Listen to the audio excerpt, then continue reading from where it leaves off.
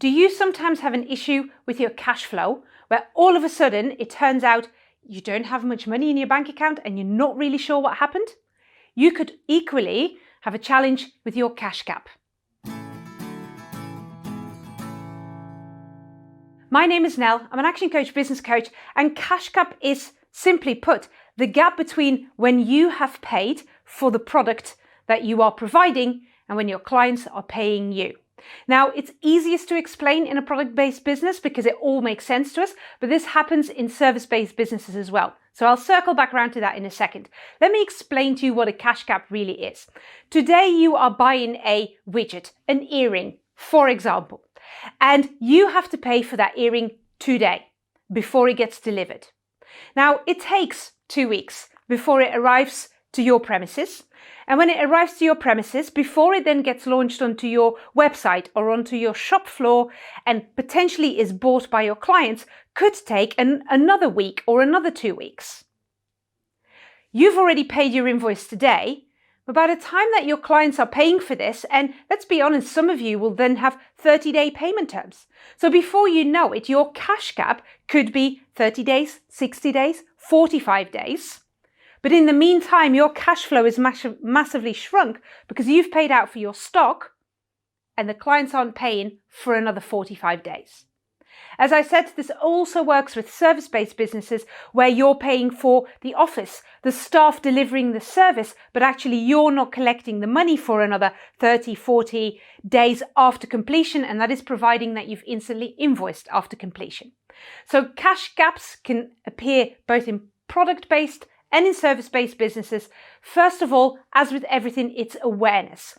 What is your cash gap? Now, if you don't know, go and track it. If it's fairly industry standard, okay, then it means that you can plan your cash flow around this. It allows us to work around it, which is great. But here are a couple of things that you could do to shorten your cash gap. I've already said the first one. Make sure that on completion, you invoice your clients straight away. Now you might go, Nell, that sounds logical, right? Yeah, and of course it does. But I know loads of businesses that end up delivering the work, especially in a service-based business, and then don't invoice for another week, 10 days, and then your client might have payment terms based on invoice date, not even on when you've delivered it. So you might have to wait another 30 days. So definitely make sure that you invoice straight away. The second thing that you can do is maybe get people to pay upfront straight away. Now, some of my clients, when I start talking about this, go, oh, Nell, we can't ask that. People don't do that. Actually, you'd be surprised. Just make it part of your sales script. Would you like to pay for it all upfront now? Potentially give them a little bit of discount for doing that, but you don't have to. Because sometimes people go, oh, you know what? I've got the cash sitting here, so yeah, I'll pay for it now. Fabulous.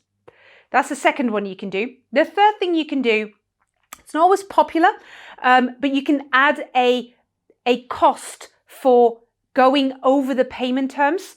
Now, you've got to make sure that your terms and conditions are up to date with that one. And if it's something that you're currently not doing, make sure that your clients are aware that that is part of your new terms and conditions, that from now on, if they go over the payment term, there will be a fee or a cost involved with going over that payment term. That often gets people paying a lot sooner because they don't want that extra cost. So they are 3 things that you can do to start shortening your cash gap, because the longer your cash gap is, the more complicated, the more cash you need to have in your business to keep sustaining that gap.